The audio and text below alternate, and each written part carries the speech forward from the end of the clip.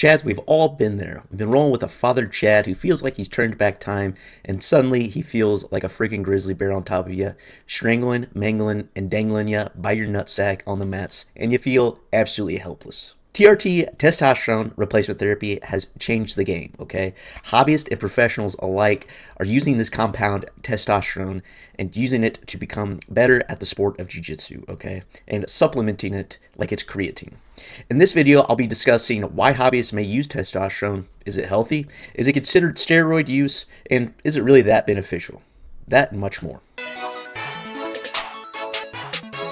The popularity of BJJ has exploded in recent years. It is no longer some underground fight club that you do in a blue basement like John Danaher. It has become a worldwide renowned hobby, all right? It's not for the select few psychopaths. It's for your freaking plumbers, your freaking doctors, your lawyers, your white-collar workers, and anybody and everybody can enjoy the gentle art, including Tammy, the soccer mom. However, jiu-jitsu isn't exactly a pickleball or a rec league softball league. It's a little bit more demanding and grueling to the body. No matter your age, you are wiped after a hard rolling session. However, the recovery process favors the youth. Hormones function better, not as much mileage on the joints, and the nervous system adapts more quickly to these new movements. However, most jiu-jitsu don't start jiu-jitsu when they're a youth or when they're a young boy or in their teens or even in their 20s. Most people start in their 30s, maybe even 40s sometime. And this means they start at a disadvantage. How does a middle-aged man keep up with a guy in his 20s when he's freaking sore all the time and can't recover quite like a young man with full testosterone can? Testosterone replacement therapy is the freaking answer. As men age, your testosterone production decreases, all right? This is just a normal part of aging. The normal range of testosterone is about 200 to 1,000 nanograms per deciliter. That's a rough estimation timeline. But to be honest, if you are around the lower end, around the 200 range, you probably feel like dog shit, all right? And a lot of clinics will actually prescribe you testosterone replacement in order to get your numbers up to a more optimal level, all right? There's a difference between normal and optimal, all right? And most of these clinics nowadays want to do optimal levels. Test decreasing means loss of muscle mass, poor sleep, depression, trouble focusing, and having trouble with your little Johnson downstairs, the little Chads, okay? Logically, not sleeping leads to worse recovery, and having less muscle mass isn't going to help you in jiu-jitsu. That is for damn sure. Even if you're trying to get the proper amount of sleep and eating a decent diet and lifting weights, you still may need testosterone to boost it up into an optimal level to compete with these young bucks on the mat. Starting in the 40s and 50s, testosterone was mainly used medically to treat testicular failure, hypogonadism, delayed puberty, and anemia. In the 50s, however, they realized, you know what, this is good for building muscle mass, and we could use these on athletes to win, all right? The Soviet Union created a systematic doping system to help their athletes beat other countries in the Olympics, all right? And the West soon followed this tradition. They didn't want the Soviets to beat them. They didn't want the communists to beat them, so they said, hey, we're going to dope as well. And this led to a worldwide steroids use and abuse epidemic. All right, Arnold Schwarzenegger, Predator grabbing, you know what I'm saying? Everybody was like, wow, I want to be jacked, stacked, thick, and juicy, and it led to a generation of us where hypothetically it's been getting worse ever since. Kids are now hopping on gear and whatnot. But that's besides the point. Physicians rarely prescribed it because of these negative stigmas. And in 1990, the Anabolic Steroid Control Act classified testosterone as a controlled substance. So it was a big no-no. However, in the early 2000s, pharmaceutical companies recognized a marketing opportunity to tap into. And this was an untapped group, aging men. They haven't been selling drugs to these guys. So they said, hey, let's make something for these boys. And they started promoting gels, creams to help increase testosterone in older men and combat aging, all right? They were really going after the guys with ED, having trouble downstairs. They're like, oh, are you feeling fat? Are you not feeling like you used to in your youth when you're strong, muscular, jack, stack, thick, and juicy? Take this cream and you'll freaking get better, all right? Prescriptions quadrupled from 2001 to 2013, all right? In 2001, there was 800,000 prescriptions of testosterone. In 2013, there was 3 million men on TRT. That is insane. And then obviously came the rise of podcasting and people who were into biohacking, such as Joe Rogan, Huberman, Tim Ferriss, Jocko Willink, what have you, all right? Then guys started listening to this and they're like, oh, I got to be like Joe. I got to get my TRT, all right?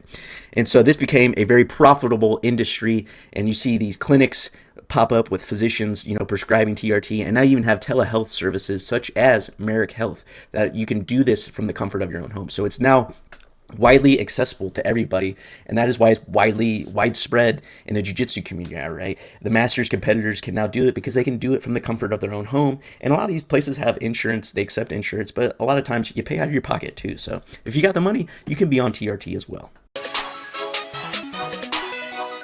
The dose makes the freaking poison, all right? Water is great for you. Nobody will deny you that. Being hydrated is awesome. However, if you drink an insane amount of water in a short period of time, chances are you're gonna die, okay? The dose makes the poison. If you have low testosterone and take exogenous testosterone to boost your levels, exogenous means outside the body, not made from within you, your levels, and you stay within normal or optimal ranges, then there is shown to be little to no harm in your body. When doing it with a physician who properly diagnoses you, prescribes you, and monitors your blood work and vitals, all right, and adjusts accordingly. However, this doesn't mean it comes without any costs. It does shrink your balls, all right, because you're not relying on your own body to produce as much testosterone, and your body's relying on that exogenous source. However, there's little evidence that actually shows that there's heart problems or risk of prostate cancer. It's a mixed review on that, nothing quite concrete, all right.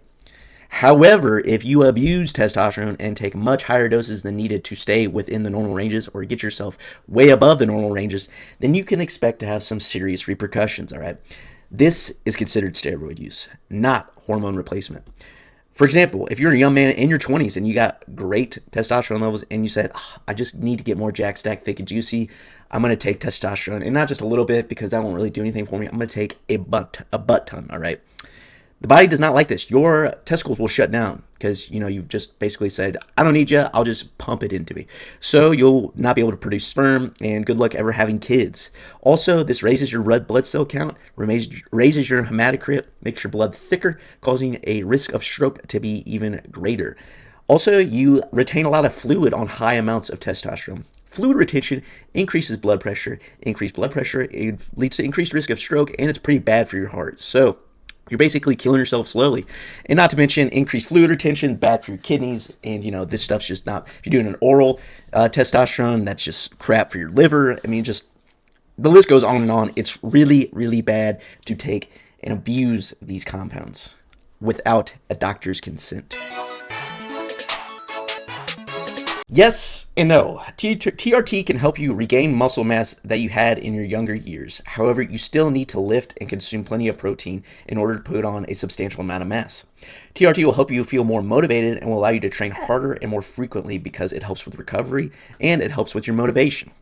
It does not replace sleep or nutrition. It does not give you insane strength or insane muscle mass like freaking Ronnie Coleman or a peak 2022 80cc Gordon Ryan, all right? If you get back on TRT and get back to therapeutic levels, it has been shown to put on about 3 to 5 pounds of muscle mass over 6 months and increases your strength by about 10% on compound lifts. So, for example, let's say you're benching 225 before you hopped on the testosterone replacement therapy.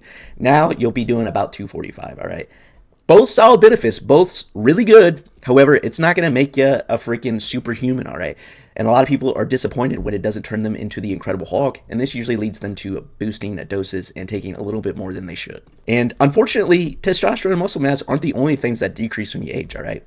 Cardio capacity declines, reaction time and coordination decreases, joint stiffness increases, you're getting all that mileage you've put on your body still stays on your body, all right? These factors can be combated and slowed down with proper resistance training, but unfortunately, these capacities decline with aging, and there's not really a whole lot you can do about that. This explains why a younger grappler who rolls with an older grappler can have a higher gas tank, even though the older grappler may be training all the time. He tends to gas out a little quicker. And also, you see, they might not be as sharp with their movements, all right, because there's a little bit of, nervous system decline, all right? The coordination isn't as good as it once was. And then also, you go to these masters tournaments, all right? You see a lot of freaking tape, a lot of braces, because their joints are stiff as hell and they're more risk for injury. The accumulation of injury from doing the sport over a long period of time, that does not go away once you take TRT. It might help you feel a little bit better, but it's not going to replace all those injuries that you have.